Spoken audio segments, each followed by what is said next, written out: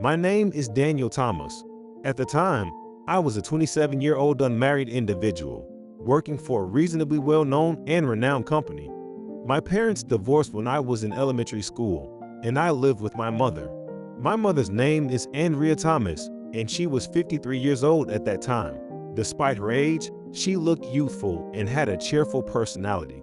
Although I earned enough to support us both, my mother couldn't sit still at home and took up a part-time job at a lunch shop 4 days a week.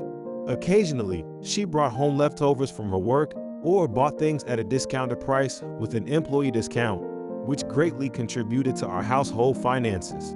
Aside from her repetitive phrase, "You should get married already," we led quite peaceful days together. Then, one day, I made a big mistake at work. I had misplaced the contract documents with a newly acquired client, resulting in the cancellation of the deal.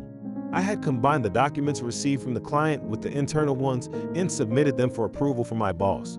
However, my boss, Manager George, said, "I haven't received any such documents from Daniel." But I distinctly remembered handing them over to the manager. I couldn't help but think that Manager George was trying to cover up his own mistake. But despite my explanations, my words fell on deaf ears, and it was decided that I must have lost the documents, making this failure my responsibility. As a company losing an important client, and with me having allegedly lied in my reporting, Manager George insisted on substantial consequences. As a result, I was transferred to a regional branch, which was commonly referred to as a demotion. I told my mother about the situation, and she said, "I believe in you. I don't remember raising you to be that kind of person. But this is your life, your fate. Even I had a rough time with your father." She smiled and continued, "So you see, nobody knows how life will turn out. But good things will happen to honest people eventually. Otherwise, it wouldn't be fair." With those words, she patted my shoulder encouragingly. I was more shocked by Manager George lying to me than being transferred. I had thought he was a trustworthy boss, but it turned out he was just trying to protect himself. But the result is as it is. It's unfair. Besides, the new workplace is in a rural area. I have to move and live alone. Is Mom going to be okay by herself? Nonsense. I should be the one saying that. I'm more worried about you, who has never lived alone before. Well, I've taught you everything about household chores, so I'm not worried about that. But dealing with neighbors and all can be quite a challenge. I hope the neighbors will be nice people." Anyway, the company said they would arrange a company-owned house for me. A company-owned house?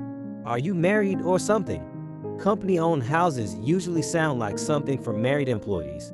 At our company, it's not like a housing complex. They rent houses and provide them to employees. So there won't be many people from the company living together. I see. That makes sense. Then, since you're single, it's more like an apartment or a flat, right?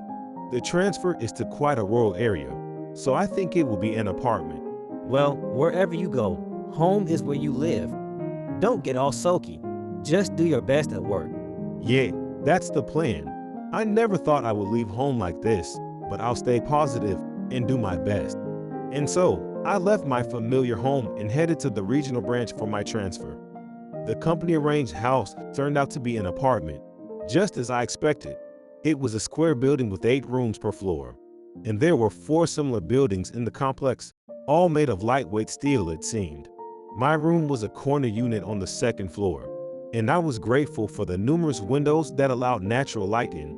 The building was newer and cleaner than I had imagined, which gave me a sense of relief. The apartment seemed to be designed for young people like me, as it had a loft inside the room.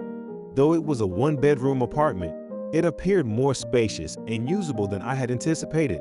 There was an air conditioner installed, and having a separate bath and toilet was a nice bonus. The kitchen was small, designed for a single person, but I thought I could manage with it. Despite feeling down due to my boss's behavior and the demotion, I couldn't help feeling a bit excited about living on my own for the first time. It was a mix of emotions, but I tried to stay positive and embrace this new chapter in my life. I was a bit worried about getting along with the neighbors, but it turned out that we all felt the same way, and things went quite smoothly. I was grateful for that. However, the location of this place posed a challenge. Public transportation was insufficient, and the distance from the nearest train station was considerable. It felt like living close to an old highway. The branch office where I worked was also situated along the same highway, making the commute by train much longer than I had anticipated. All the other employees commuted by car or motorcycle. I considered buying a car, but after crunching the numbers, I realized it would be quite expensive, especially when factoring in the maintenance costs. While the company covered gasoline expenses, parking fees, taxes, optional insurance, and even the high gasoline prices were still a concern. After much contemplation, I ended up buying a small scooter-type motorcycle. It was cost-effective and didn't require much space. However, one downside was that it was heavily affected by the weather. Riding a motorcycle exposed me to rain, cold, and hot days, which could be challenging. However, surprisingly, I found riding the bike quite enjoyable. Rain and cold could be tough, but thinking positively, it was also a fun experience. And so, my new life in the countryside began. As someone who had always worked in the city, I had prepared myself for a challenging life in the countryside. However, the people at the branch welcomed me warmly, which came as a pleasant surprise. In the rural areas, business relationships were more traditional, with many existing connections, so there were no pressures for extensive expansion like there were in the head office. This led to stable business opportunities. The atmosphere within the company was laid back, and I hardly needed to work overtime, getting to leave at regular hours every day. The colleagues around me were friendly, and we shared various conversations. Young female colleagues asked me about Harajuku and Shibuya, while the older guys in the office inquired about places like Shinbashi, Shinjuku, and Yuno. I didn't know much about these areas, but when I exaggerated my stories a little, everyone listened with delight. In return, I received helpful information about the local region, keeping me busy every day at work. Little by little, I found myself enjoying a completely different life from the headquarters. The most significant change was the reduction in unnecessary spending, which allowed me to live a more comfortable life than before.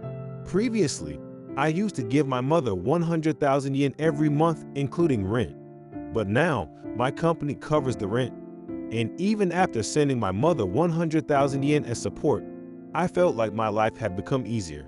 I occasionally kept in touch with my mother, and she seemed happy that I was no longer living with her, saying, "I'm saving on food expenses." Hearing her cheerful voice reassured me she must have been feeling the same way. One day, I unusually worked overtime and returned home late. It was past 8 p.m. when I arrived at my apartment. I parked my bike in the dimly lit and somewhat gloomy bike parking area, and absent-mindedly reached for the doorknob without even unlocking it. Surprisingly, the door opened. Did I forget to lock it this morning? I wondered. Although this town wasn't as dangerous as a big city, forgetting to lock the door was still not a good idea. My room didn't have anything valuable, but I resolved to be more careful from now on as I stepped inside. But then, I noticed there was someone in the pitch-dark room. As I looked closer, it was a woman wearing a skirt. She had tied what seemed like a string or cloth to the loft railing and was standing on something like a small stool. Though I wasn't the type to believe in ghosts or anything like that, I was petrified by the bizarre sight before me. Then, the woman noticed the noise and turned to look at me. "Huh?" She exclaimed. "Huh?" I responded. Strangely, our voices harmonized beautifully, but that was the least of my concerns. In an instant, I realized that the atmosphere of the room had changed, and I noticed the woman's evident distressed state. There was no way she was just drying laundry. She was contemplating taking her own life. Before fully comprehending the situation in my head, my body reacted. I hurriedly rushed into the room. I rushed to the woman and made a gesture with both hands in front of me, signaling her to wait. "Just calm down for now. Can you please come down from there?" I spoke to her in an attempt to dissuade her from suicide. She looked at me with a bewildered expression as I suddenly started talking to her. Eventually, it seemed like she understood my words and let go of the cloth, descending from the stool. I opened the lid of the half-empty PET bottle of tea I had with me and offered it to her. "Well, have some tea and try to calm down a bit," I said, handing it to her. She accepted it and sat down, looking disheartened. The woman drank the tea slowly, lost in thought. To prevent her from considering suicide again, I decided to move the stool to the corner of the room. At this point, I was finally able to calm down a bit and assess the situation rationally. Upon closer inspection, I realized that I had entered the room with my shoes on, which was disrespectful in Japanese culture. I quickly took off my shoes while apologizing. "I'm sorry, I was in a rush, so I didn't notice." The woman kept looking at my face without saying a word. I continued, "I am a resident of this apartment too, but it seems like I mistakenly entered the wrong room." She listened to my explanation silently. It was only now that I noticed how absurd my actions had been. This apartment building was for single residents, so she should have been living alone, just like me. Despite it being a mistake, I had barged into someone else's room with my shoes on. "I apologize for causing you trouble. I will come to apologize properly another day," I said as I turned to leave the room. However, she called out to me. Thank you. If you hadn't come in, I might have." Her voice trailed off. I was the one who caused you trouble, so I don't deserve thanks." "I apologize," I hurriedly replied and left the room. As I stepped outside, I saw Building 2 written on the apartment wall. I had been living in Building 1, not Building 2. Back in my room, unable to contain my excitement, I didn't bother changing my clothes and grabbed the canned beer from the refrigerator, swiftly chugging it down. After calming down a bit, I changed my clothes and opened another beer. Why would she do something like that? It was undoubtedly a desperate attempt to take her own life. I couldn't just be okay after witnessing such a scene. I didn't even exchange names with her or ask for hers, but her image lingered in my mind, and I couldn't stop thinking about her. I worried if she might be feeling the same way somewhere else, not inside the apartment, so I diligently checked the news.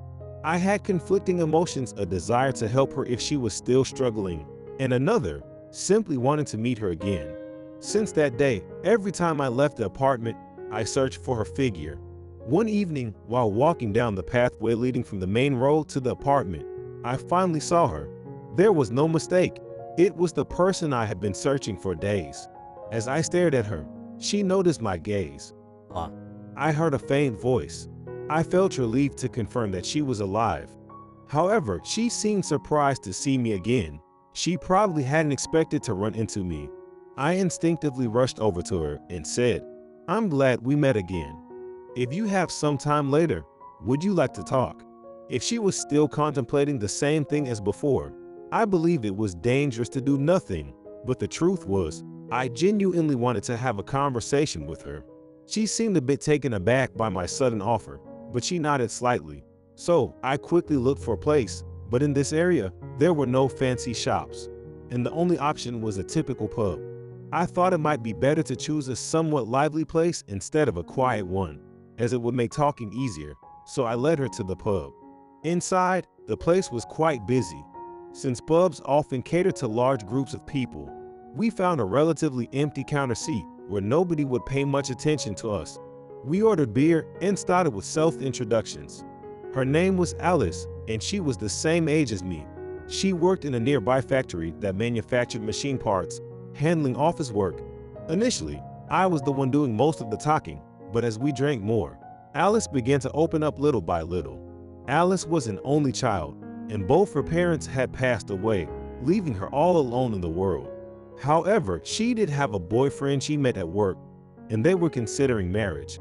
But one day, she revealed to him that due to a childhood illness, she couldn't have children. Shockingly, her boyfriend abruptly broke up with her after that revelation. Feeling devastated, Alice lost hope, convinced that she would never find happiness, and eventually decided to end her life. Tearfully, she shared these heart-wrenching stories with me. After Alice finished her account, I talked about myself. I described how I was scapegoated for a mistake at work and ended up being transferred to this town. But I actually enjoy living here and found comfort in it. Before we knew it, quite some time had passed and closing time was approaching. Surprisingly, the conversation had flowed smoothly and we had become quite open with each other. As we were about to leave, I mustered the courage to say, "If it's okay with you, could we meet like this from time to time?" It was a brave thing to say, but I figured such opportunities wouldn't come often. so I decided to speak my mind. Alice gave a faint smile and replied, Yes, please. I'd also like that. I want to continue having these conversations with you. We exchanged contact information and I walked her back to her apartment. After that, we managed to meet up several times. As we spent more time together, 6 months flew by in the blink of an eye. We became closer and started having dinner together almost every day, as if we were dating. To outsiders, we probably looked like a proper couple. However, we couldn't bring ourselves to say we were lovers. We remained in a state where we were more than friends but less than lovers. I understood that Alice had a painful past and was cautious about love because of it. However, I wanted to move forward from our current uncertain relationship. In simple terms, I had fallen for Alice. One evening, after having dinner together as usual, I gathered my courage and decided to express my feelings to her. Can I talk to you about something? Alice seemed a little nervous at my demeanor but sat in front of me, waiting for me to continue. What is it? She asked. I took a deep breath and said, It may be late to say this now, but I have feelings for you, Alice. I want to be in a relationship with you with the intention of getting married. I couldn't find the right words, and I didn't want to beat around the bush, so I straightforwardly conveyed my feelings. Alice looked down, and her expression didn't seem to show happiness. Then, in a hesitant voice, she said, I'm sorry. I felt disheartened, thinking that I had been rejected, but she continued. But I want you to know that I don't dislike you, Daniel. I can't respond to your feelings because I can't have children. I almost said, I don't need children, but I stopped myself because those words wouldn't provide any comfort to Alice. I fully understood how painful it must be for Alice to say that she couldn't have children. As I continued to see Alice crying, I told her, I understand how you feel, Alice, but my feelings won't change. Until the day you are ready to consider marriage, I'll keep proposing to you again and again. After conveying my feelings, I left her room. We no longer had dinners together in our rooms, but we continued to meet outside occasionally. Each time we met, I would express my proposal again, but Alice's response remained the same, just a sincere apology. I was troubled. I didn't want to make Alice feel like this because of my proposals. I realized that words alone wouldn't be enough to convey my sincerity. I needed to show it through my actions and attitude. One day, I took a day off and went to the municipal office. I obtained a single piece of paper, a marriage registration form. Holding that paper, I returned to the apartment. When I arrived, I went straight to Alice's room. I had already confirmed that she would be home at this hour. I stood in front of her door and rang the doorbell. Alice quickly opened the door and looked surprised. What's going on? She asked. I remained silent and showed her the paper I was holding. Is this a marriage registration form? She asked, her voice trembling. Yeah, it represents my feelings. Just being with you makes me happy. I want to marry you, Alice. Alice looked at me, shaking, and asked, Really? Am I good enough for you? While my actions up until now should have made it clear, I nodded silently. Tears started to flow from Alice's eyes as she looked at me. Seeing her in such a state, I couldn't help but find her even more endearing. I tightly embraced Alice and whispered in her ear, I can't live without you. Let's become a family together. Before I knew it, tears were streaming down my own face, too. I married Alice. With our marriage, we moved from an apartment to a slightly larger house in the company's housing area. The house had windows on all sides, and Alice was delighted with the bright and sunny atmosphere. After finding out about Alice's difficulty getting pregnant, I persuaded her to go to a gynecologist for tests. The results showed that getting pregnant might be challenging, but it was still possible. So, we started infertility treatments. The treatments were painful and challenging, but Alice persevered. One day, Alice's health took a turn for the worse, and we went to the hospital, where we received surprising news she was pregnant. I felt like it was truly a gift from heaven. Upon learning about the pregnancy, I decided to take on all the household chores to lighten Alice's burden. I also checked with my company to see if there were any paternity leave policies in place. My company's general affairs department manager said, There's no paternity leave policy for men, but parental leave is available and recognized. However, it's rarely utilized by male employees. How about you, Daniel? Set an example for everyone and take parental leave. When I shared this with Alice, she laughed and said, Looks like you've already become a doting parent. despite her light-hearted response, she took great care of herself, ensuring she had proper nutrition and regular checkups for the baby's health. And time passed, and Alice safely gave birth to a healthy baby girl. Alice, thank you and well done. Thanks to your efforts, a healthy baby girl was born, I said. You did your best too. This is not just me, but the fruit of our love. Alice replied. Saying that, we gazed at our sleeping baby in the newborn room. Alice's eyes were red and teary as she whispered, It feels like a dream to see our child with my own eyes. at that moment, overwhelming joy and happiness enveloped us both. Alice's eyes still showed clear signs of having shed countless tears since giving birth to the baby. By the way, isn't your mother arriving at the station around now? Oh, right. Sorry, but I'll go pick her up. Take care of the baby for me. You don't have to worry. The baby is still in the nursery. No need to fret. Anyway, I'll go. After informing my mother of the baby's birth over the phone yesterday, my mother had said she would come the next day. My mother arrived at the hospital, and as soon as she saw her grandchild, she beamed with joy. After seeing my mother off back home, I returned to the hospital and went to Alice's room. You're restless even after the baby was born. Are you okay, Alice? Giving birth must have been exhausting. Yay, it was tiring, but I feel so fulfilled. I see. Suddenly, a thought popped into my head, and I asked Alice, can I ask you something strange? What is it? Strange as it may sound, have you stopped feeling guilty? Alice held my hand and said, Yes. After that day, that moment, if you hadn't mistakenly entered my apartment, I wonder what would have happened.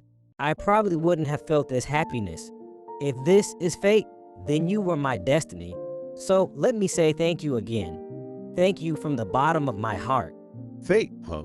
If it weren't for the troubles at my company, I wouldn't be here, and I wouldn't have met you either. For me, you are my destined person, I said. We gazed into each other's eyes and burst into laughter.